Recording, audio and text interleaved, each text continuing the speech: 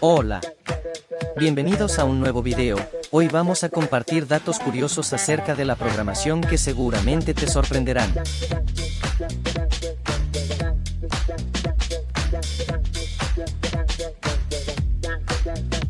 Para entender el mundo de la programación, es esencial viajar en el tiempo y conocer a los pioneros que allanaron el camino. Dos nombres destacan en este viaje al pasado: Ada Lovelace y Charles Babbage.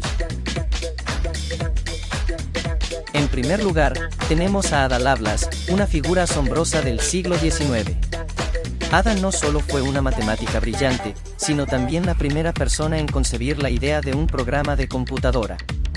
En 1843, escribió lo que se considera el primer algoritmo diseñado específicamente para ser procesado por una máquina: la máquina analítica de Charles Babbage.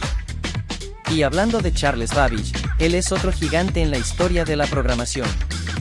Durante la misma época, diseñó la máquina analítica, una máquina mecánica de propósito general que se considera un precursor de la computadora moderna. La colaboración entre Ada Lovelace y Charles Babbage fue esencial. Ada tradujo una serie de notas de un matemático italiano, Luigi Federico Menabrea, y añadió sus propias anotaciones. En esas notas, Ada describió cómo la máquina analítica podría calcular números de Bernoulli utilizando un algoritmo que hoy en día se consideraría un programa de computadora. Así que, en resumen, Ada Lovelace y Charles Babbage son los primeros programadores de la historia, y su visión y colaboración sentaron las bases de la programación tal como la conocemos hoy en día. Un aplauso para estos pioneros que allanaron el camino para todos nosotros.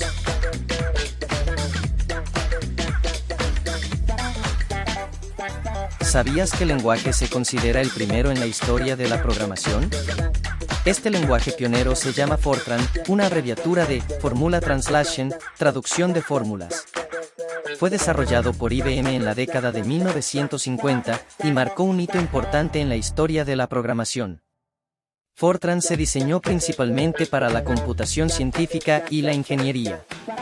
Antes de su invención, los programadores tenían que comunicarse con las computadoras a través de complicadas instrucciones en código de máquina.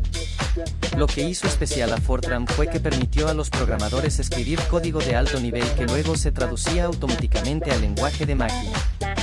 Esto facilitó en gran medida la programación y ayudó a impulsar avances en campos como la física, la ingeniería y la investigación científica.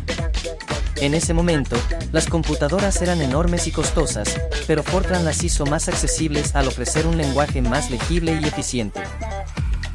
Aunque Fortran ya no es el lenguaje de programación más utilizado, su legado perdura. Su enfoque en la computación científica sentó las bases para otros lenguajes de programación y demostró cómo la programación podría ser una herramienta poderosa para resolver problemas del mundo real.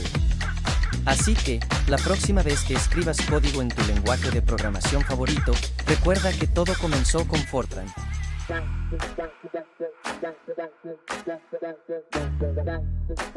Esta historia nos lleva a la década de 1940, cuando las computadoras eran enormes máquinas que funcionaban con tubos de vacío y tarjetas perforadas.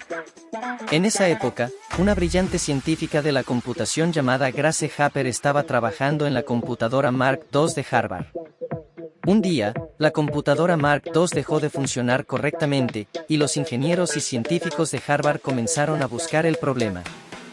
Lo que descubrieron fue verdaderamente inusual. En los circuitos de la máquina, encontraron una polilla atrapada. Sí, una polilla real.